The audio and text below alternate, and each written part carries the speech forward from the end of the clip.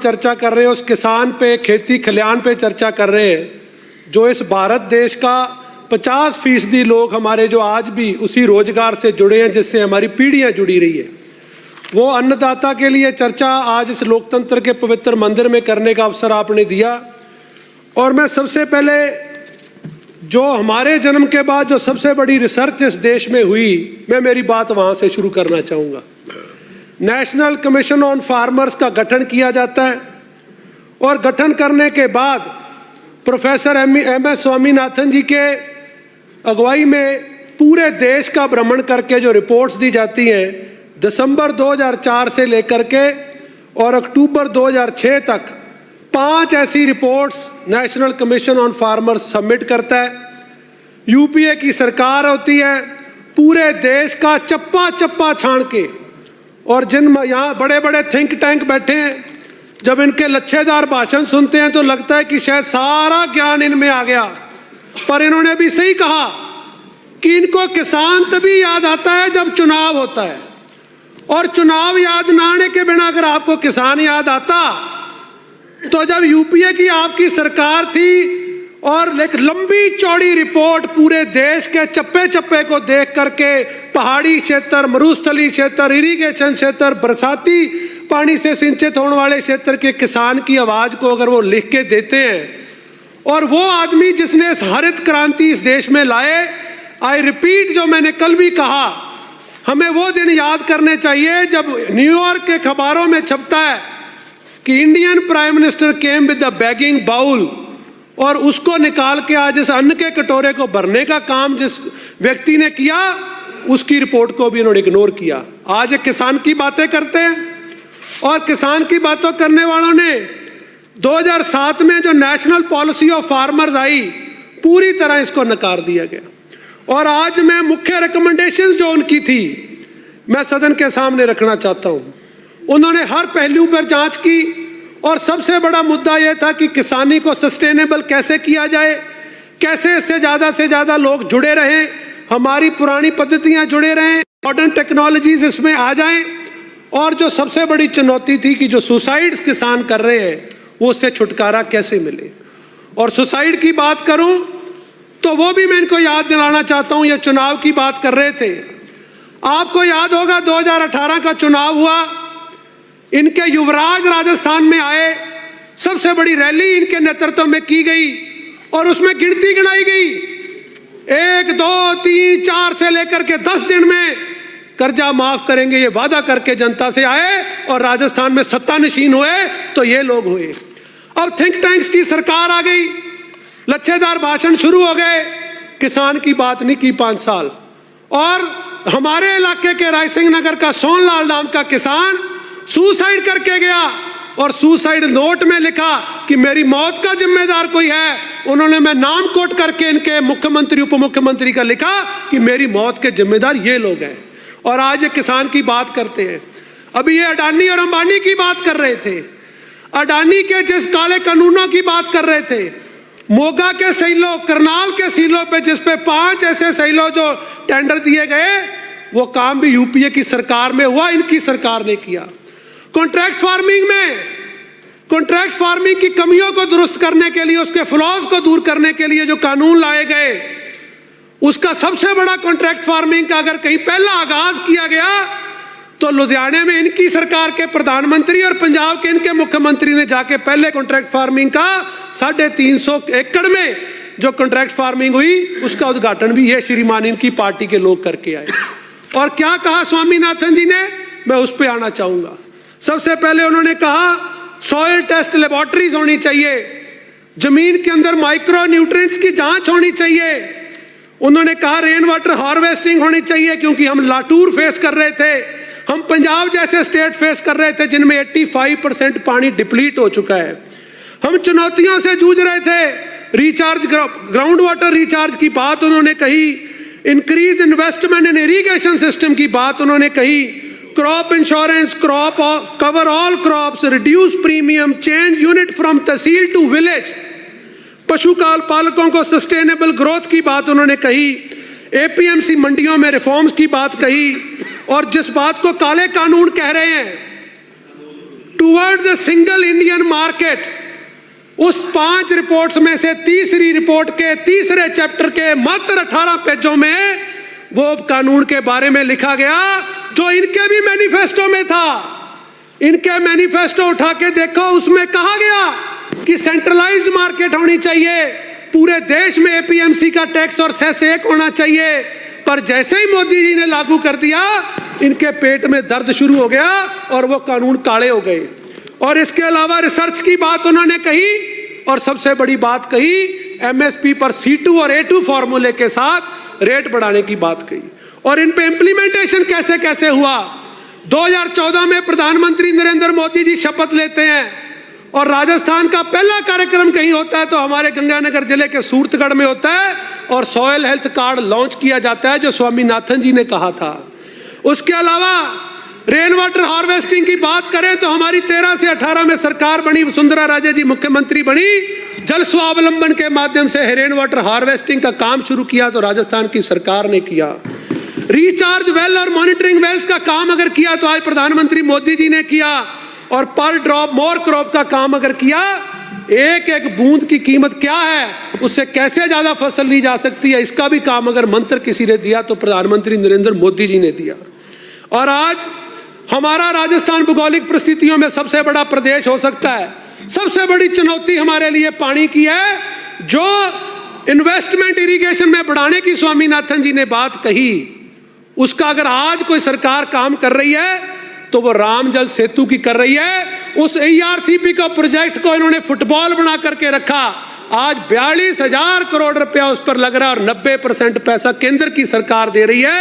इसके अलावा यमुना जल समझौता और फिरोजपुर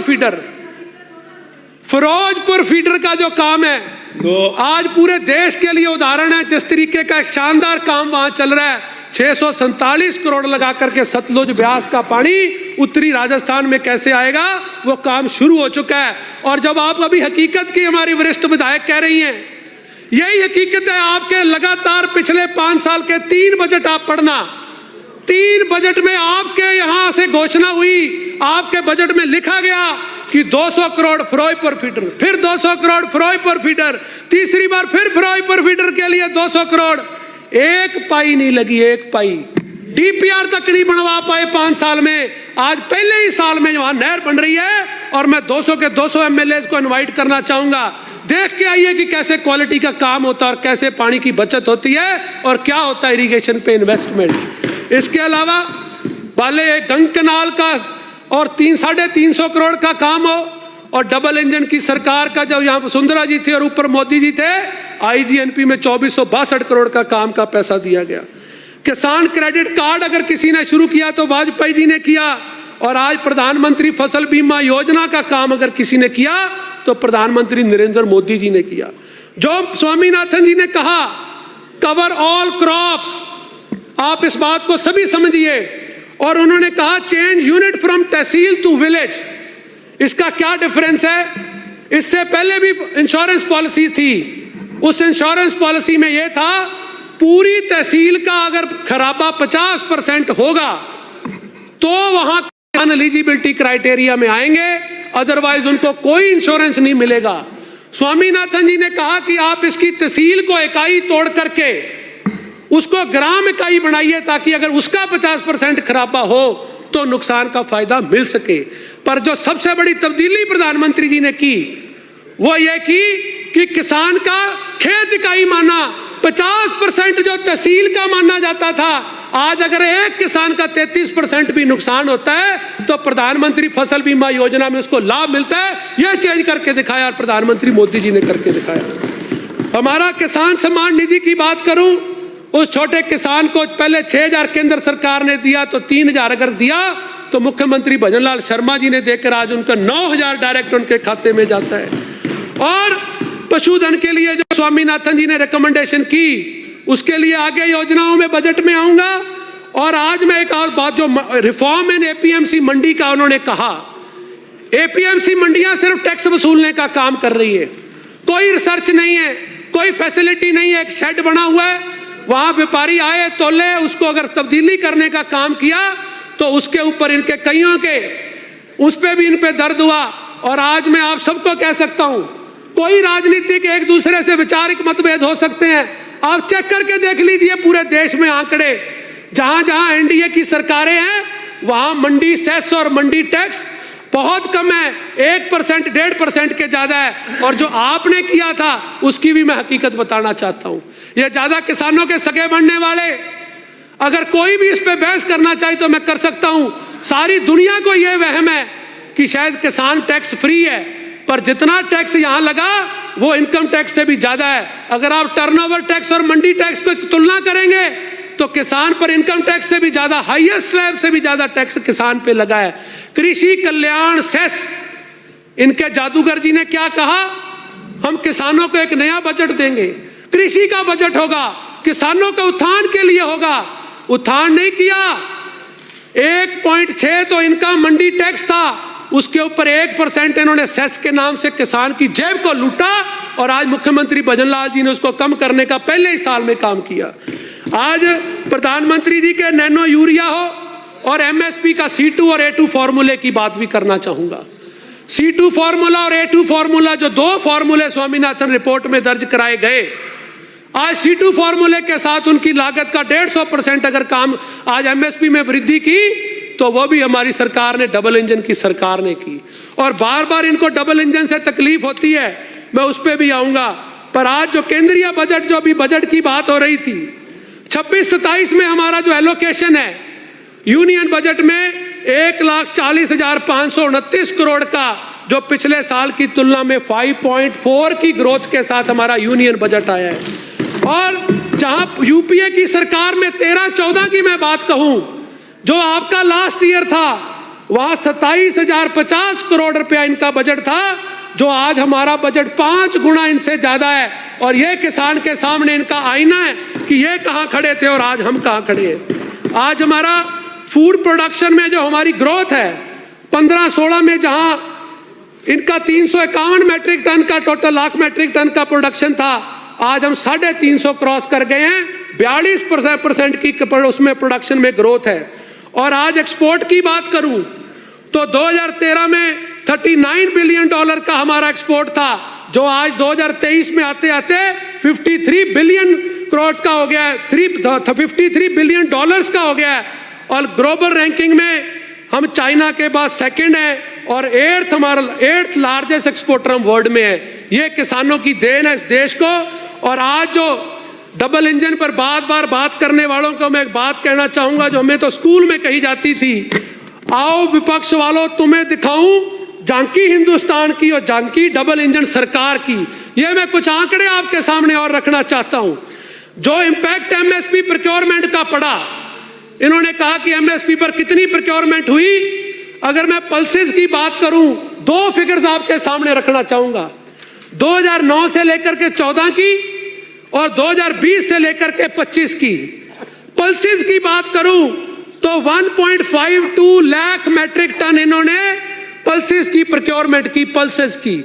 और आज हमारी इनकी 1.52 मतलब 1.5 लाख का, और आज हमारा 83 लाख मैट्रिक टन का 7350% की ग्रोथ रेट है। किसी को आंकड़े चाहिए ऑथेंटिक तो मेरे से ले सकते हैं, ये आपके सबके वहम दूर कर देगा। पैडी की बात करूं तो जहां 2014 में आपने 4590 लाख मैट्रिक टन की परचेज की, आज हमारी एनडीए की सरकार ने, मोदी जी की सरकार ने 7608 लाख मैट्रिक टन की प्रोक्योरमेंट की है। खरीफ की बात करूं 46,079 लाख मैट्रिक टन की जगह हमने 7,871 लाख मैट्रिक टन की हमने प्रोक्योरमेंट की है। और वीट की बात करूं तो एक साल में हमारा 2,66,000 मैट्रिक टन की एक साल के पिछले साल की प्रोक्योरमेंट है। और टोटल फूड ग्रेन की प्रोक्योरमेंट की बात करूं तो इनके 2014 में जहां 761 लाख मैट्रिक टन की प्रोक्योरमेंट होती थी, आज हमारी दुगने के आसपास 1175 लाख मैट्रिक टन की प्रोक्योरमेंट है। मैं वैल्यू पे नहीं जा रहा, मैं प्राइस पे नहीं जा रहा, ये इन्फ्लेशन की बात कर देंगे। वो आज मैं उसको तुलना कर रहा हूं कि कितने किसान का कितने मन कितने कुल्ले चुला, उनको उससे मतलब है। इसी प्रकार अगर ऑयल सीड्स की बात करूं, ऑयल सीड्स में हमारा 1500% की वृद्धि है और कोई भी आंकड़े चेक करना चाहे, ऑयल सीड्स के, पल्सेस के, पैडी के, फूड ग्रेन्स के, आप कोई भी, और मैं आपको हंसी मजाक लग रहा होगा, नेफेड में आपने, मेरा इसमें नहीं था, मैं नेफेड की बात बताऊं, जब यूपीए की सरकार थी, आप से सुन लीजिए, सुनने का मादा रखिए, जब नेफेड को जो ऑयल, माननीय सदस्य ऐसे बीच में नेफेड की वरिष्ठ सदस्य एक हमारे कांग्रेस के ऐसे बीच मेरे दादाजी के साथ नेफेड के ऑल इंडिया डायरेक्टर रहे, आपकी अभी शंका दूर कर देता हूं, मेरे दादाजी के साथ ऑल इंडिया नेफेड के डायरेक्टर रहे और उन्होंने कांग्रेस के नेता, कांग्रेस के राष्ट्रीय पदाधिकारी रहे, दिल्ली से एमएलए रहे और 4 बार नेफेड के प्रेसिडेंट रहे। ये आंकड़ा उन्होंने बताया कि जब यूपीए की सरकार थी तो नेफेड को 2000 करोड़ की सपोर्ट की पावर थी, वो 2000 करोड़ की प्रोक्योरमेंट कर पाते थे। लास्ट ईयर में जब इनकी 10 साल सरकार रही माननीय मनमोहन सिंह जी की नेतृत्व में, तो लास्ट ईयर में 3000 करोड़ की पावर इनको दी गई और इन्हीं के नेता ने बताया, अब वेरीफाई कर लीजिए, सदन में नाम नहीं ले सकता, बाहर कॉरिडोर में बता दूंगा, नंबर दे दूंगा, उन्होंने कहा कि हम प्रधानमंत्री मोदी जी से मिले, 3000 करोड़ की जगह पे हमें 45,000 करोड़ की श्योरिटी दी गई। आज उस वजह से ये प्रोक्योरमेंट हो रही है। आंकड़े बोल रहे हैं, एक एक चीज का आंकड़ा बोल रहा है, हवाई बात नहीं कर रहा हूं। और इसीलिए, और जो टोटल वैल्यू नंबर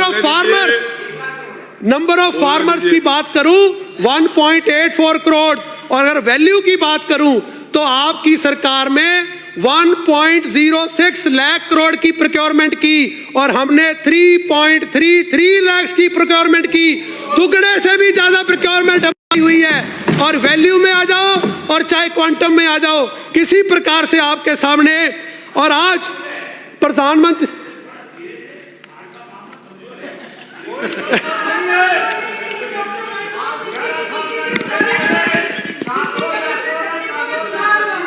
नीतियां रह गई, प्रोक्योरमेंट नहीं हुआ, बजट ट्रांसफर नहीं हुआ, किसान को कुछ नहीं मिला।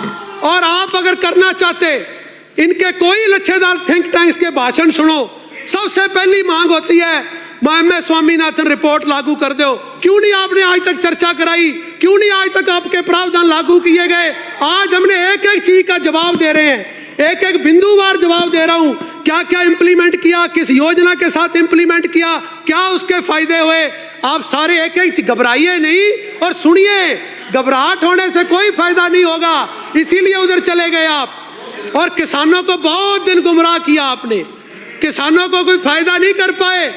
भाषण दे सकते हो, जादू दिखा सकते हो, भाषणों में गुमराह कर सकते हो, किसान को क्या दिया, मैं उस आंकड़े पे आ रहा हूं। आज प्रधानमंत्री किसान सम्मान निधि में आज हमारे जो राजस्थान के लाभार्थी 71,79,000 हैं और 718 करोड़ रुपया राशि आवंटित हुई है, वो राजस्थान में 9,000 के हिसाब से। प्रधानमंत्री फसल बीमा योजना में आज हमने 73 लाख पॉलिसीज वितरित करके, पहले इसी साल में 2834 और 2 साल में 6415 करोड़ रुपया वितरित हुआ है। और राजस्थान सहकारी गोपाल क्रेडिट कार्ड में 47,400 लाभार्थी बने हैं। और मुख्यमंत्री मंगला पशु योजना में यह भी स्वामीनाथन जी का कि जो पशुधन है वो गरीब किसान जानता है। आज आपका 88% किसान मार्जिनल फार्मर है। उस मार्जिनल फार्मर के पास 2 हेक्टेयर से कम भूमि है, वो 2 हेक्टेयर के लिए तो 2 गाय 2 बैल की कीमत ही बहुत है। हो सकता है किसी करोड़पतियों को उसकी कीमत ना हो। आज उनके जो बीमा किया है, पशुधन का बीमा, वो चाहे गाय का हो, भैंस का हो, बकरी का हो, उसके लिए तो उस बात की कीमत ही बहुत है, क्योंकि देश की आबादी का 88% किसान मार्जिनल फार्मर है। और उस मार्जिनल फार्मर के लिए मंगला पशु योजना जो मुख्यमंत्री भजनलाल शर्मा जी ने लागू की, 13,12,000 किसानों को उसका लाभ मिल रहा है। और इसके बाद प्रधानमंत्री कृषि सिंचाई योजना में स्प्रिंकलर्स का, सिंचाई पाइपलाइंस का, तारबंदियों का जो बजट दिया, तो बात बहुत लंबी हो जाएगी। पर मैं प्रधानमंत्री कुसुम योजना की बात करूं, मुझे खुशी है कि पूरे देश में प्रधानमंत्री जी ने किसानों के लिए सोचा और 2028 तक जो दिन में बिजली देने का संकल्प मुख्यमंत्री जी सदन में किया, आज 22 जिलों को हम दिन में बिजली दे पा रहे हैं और पूरे देश में राजस्थान पहले नंबर पे है। ये मुख्यमंत्री जी को और पूरे सदन को इस बात की बधाई है कि 2 सालों में राजस्थान की सरकार ने करके दिखाया। और राजस्थान की सरकार ने जो संकल्प पत्र में घोषणा की कि हम गेहूं की खरीद 2700 रुपए में करेंगे, पहले साल में 125 रुपए का बोनस दिया, दूसरे साल में 150 रुपए का बोनस दिया, और इस साल प्रधानमंत्री मोदी जी ने उसी C2 फॉर्मूले से आज 160 रुपए की वृद्धि की है। आज हमारा जो 2700 रुपए क्विंटल का संकल्प था वो आज हमारा पूरा हो गया है। और आज किसान की हम जब गेहूं खरीदने जाएंगे तो 2700 रुपए में क्विंटल खरीदेंगे। आज डिग्गियों की बात करूं, जो किसान की पहली जरूरत है, मैंने विधानसभा में MLA बनने के बाद जो पहला क्वेश्चन लगाया वो किसानों की डिग्गियों का लगाया। 5 साल आपकी सरकार रही, जितने किसानों ने आवेदन किया मात्र 12% का इन्होंने किसानों को डिग्गियां दी, मात्र 12%। बाकी इनके लिए तरसते रह गए। और जो योजना बनाई वो भी अधिकारियों को लूटने के लिए लॉटरी योजना बना दी, क्योंकि अधिकारियों की मनमर्जी पे छोड़ दिया, इनके MLAs की मर्जी पे छोड़ दिया, और इन्होंने सिलेक्टिव मॉडल पे उसके ऊपर आके डिग्गियां दी। आज हमने यहाँ आते हुए पहली बार के विधायक होते हुए जो मांग उठाई कि इसको फर्स्ट कम फर्स्ट बेसिस पे करो, मुख्यमंत्री जी ने पहले ही साल में वो मांग मानी और आज उसी पॉलिसी को दोबारा लागू किया। हमने पहले साल में 5000 डिग्गियां दी और इस बजट में हमारी 8000 डिग्गियां। पहले हमने 10,000 फार्म पाउंड दे हैं और आज हमारे बजट में 36,000 फार्म पाउंड्स की घोषणा है। जो हमारा बूंद बूंद पद्धति पर हम चलना चाह रहे हैं, ये उसके लिए सबसे बड़ा सार्थक कदम होगा। पक्के खाड़े की बात करूं तो बहुत वरिष्ठ विधायक यहाँ बैठे हैं, हमसे तो तजुर्बेदार है, कई बार जीत के आए हैं। वो दिन भी आपको याद होगा जब 50% का अनुदान होता था, 50% किसान दे और 50% सरकार दे। उसके बाद 70-30 आया और मुझे खुशी है जब 13 से 18 में वसुंधरा राजे जी की सरकार, भारतीय जनता पार्टी की सरकार राजस्थान में आई, पहला मौका था कि 100 का 100% अनुदान भारतीय जनता पार्टी की सरकार ने दिया। किसान का एक पैसा नहीं लगा, करोड़ों रुपए के पक्के खाड़े बनाए गए और आज उन्हीं पक्के खाड़ों के आज राजस्थान का कोई कोना हो, चाहे वो गंगानगर हनुमानगढ़ हो, बीकानेर जैसलमेर तक, पूरे किसानों के पक्के खाड़ों के लिए प्रावधान किया गया। आज हमारे गंगानगर हनुमानगढ़ 2 जिलों की बात करूं तो पहले 2 बजट में 1000 करोड़ रुपया दिया गया, 1000 करोड़, और उसमें भेदभाव के बिना 11 विधानसभा सीटें हैं और उनमें से मात्र 3 भारतीय जनता पार्टी के विधायक जीत के आए हैं। पर ये मनभेद मतभेद नहीं रखा, ये द्वेष आपकी तरह नहीं रखा। मुख्यमंत्री जी ने 1000 करोड़ रुपया दिया है और हमारे अभी विधायक यहां से चले गए। 2 विधानसभा में हमारे अनूपगढ़ और रायसिंह नगर जहां कांग्रेस के विधायक बड़े मार्जिन से जीत के आए हैं, उनको भी हमने 200 करोड़ के हमारे वर्क ऑर्डर लग चुके हैं। और अभी भी एक हमारे से विधानसभा हल्का छूटा है, ये विधायक बैठे हैं सूरतगढ़ के। मुख्यमंत्री जी को हमने साथ जाकर के रिक्वेस्ट की है कि अगली बार जब बजट दो तो हमारे सूरतगढ़ को दो, जहां हमारा MLA नहीं है। किसी प्रकार का भेदभाव नहीं होगा और यह मैं बड़ी सभा में कह सकता हूं। अरे पूरी करेंगे, चिंता मत करो, चिंता मत करो, क्योंकि किसान के लिए पानी सब चीज है। पानी है तो जमीन रानी है, नहीं तो ना आनी है ना जानी है। ये किसान ही जानता है पानी की कीमत है, ये बड़े बड़े महलों में रहने वाले नहीं जानते। आज मुख्यमंत्री किसान का बेटा चुन के आया है और इसलिए ये सारे प्रोजेक्ट्स पर लगातार अगर कोई काम हो रहा है तो किसान की पीड़ा का उसको पता है। आज मैं भाखड़ा की बात करूं तो रीलाइनिंग के लिए तमाम जो प्रोजेक्ट्स थे, और मैं आज तो शायद कोई कम्युनिस्ट विधायक नहीं है, हमारे गंगानगर हनुमानगढ़ के सबसे बड़े वरिष्ठ कम्युनिस्ट विधायक ने भी तारीफ की है, जो तारीफ उनसे पैसे होती नहीं। जो बजट मांगा उतना भाखड़ा में दिया। आज हमारे भाखड़ा की, चाहे वो सादुल सिंह ब्रांच हो, करनी सिंह ब्रांच हो, ग्लेलन पिन हो, इसी बजट में हमें 355 करोड़ दिए और इसके अलावा 150 करोड़ भाखड़ा की रीलाइनिंग के लिए पहले दिया है। और हमारे पड़ोसी जिले के नौर, सिंधमुख और रसलाना वितरिका को भी तकरीबन 79 करोड़ रुपीस दिया है। और ब्राजे आए आप समझ नहीं पाओगे, आप बड़े मार्बल इंडस्ट्री में रहते हो ना महाराज। आपका सारा मार्बल एक्सपोर्ट होता है, बड़े बड़े सेठ रहते हैं, वहां एयरपोर्ट से उड़ के आप जाते हैं। हम गरीब इलाके से मिट्टी से उड़ के आते हैं। हमारे तो किसान का खाड़ा, डिग्गी, फार्म पाउंड, हमारा इसी से पेट भर जाता है और किसान खुश है, हमारी फसल बिक रही है, हम उससे खुश है। और मैं दो बातें कहना चाहूंगा सर हमारी मांगों पर। मैं धन्यवाद करना चाहूंगा बजट पर, जो आपने कार्बन क्रेडिट जो पॉलिसी लेकर के आए हैं, इसका सीधा किसानों को लाभ होगा। एक्सीलेंसी जो सेंटर्स आपने खोले हैं, नेशनल फार्मिंग का जॉबनेर में, अनियन एंड वेजिटेबल्स का अलवर में, मैंगो का बांसवाड़ा में और गंगानगर में किन्नू का, हम इसके लिए धन्यवाद करना चाहते हैं। श्रवण कुमार, और सर एक मिनट सर, 2 मिनट का टाइम प्लीज। अब ऑर्गेनिक फार्मिंग के बाद गाजर मंडी, 1 ही मिनट दूंगा सर। पर्याप्त हो गया। गाजर मंडी के लिए जहां एपीएमसी पर शोर मचाने वाले 200 करोड़ में साधुवाली में गाजर मंडी बन रही है। और 2 चीजों से सर, एक तो हमारा शुगर में, बोलो ब्राइयो पेट भर जाए जाना।